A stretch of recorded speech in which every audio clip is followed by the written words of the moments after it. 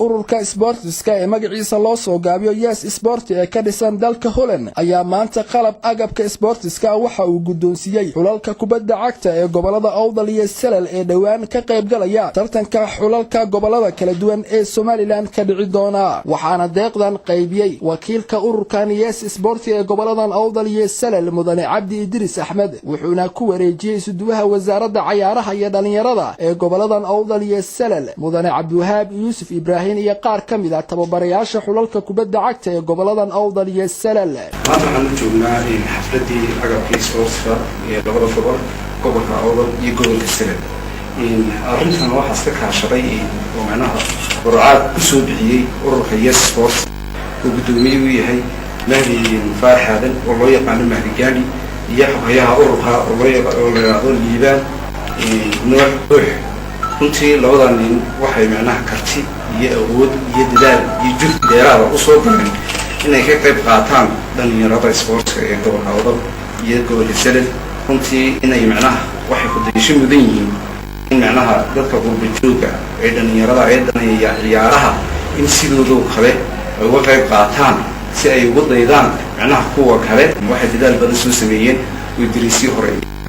u soo direen gobolada Awdal iyo Salal imikana waxa oo yaala oo gacanta ku hayaan oo wali la soo gaarin shan degmo Idriiskoodii ay ka mid yihiin Dila Baki Boon iyo Urjeen intaas oo diyaar wayna hayaan wayna soo diri doonaan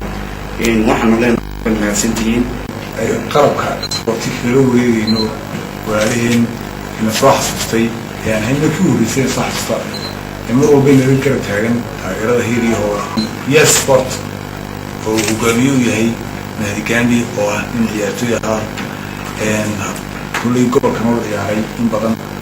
Mahdi Farax aad iyo aad ayuu mahadsan yahay hawsha maanta soo qabtay waa mid ku dayashay waa mid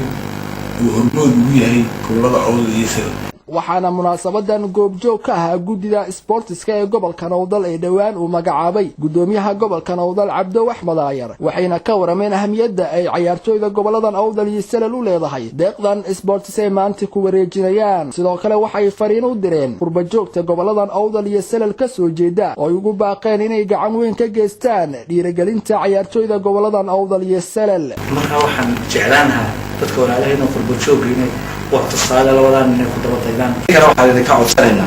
wax kasta oo jira in laga hormariyo danta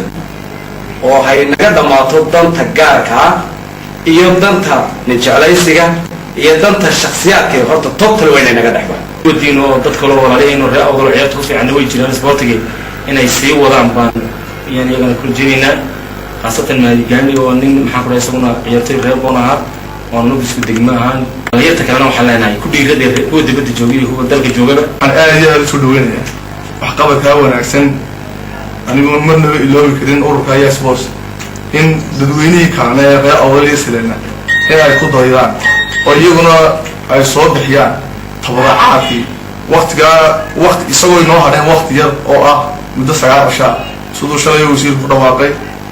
labada bisha la bilaabi doono June labadeeda la bilaabi doono ciyaaraha geemka koowaad la isla maalintaas uu dhici doono in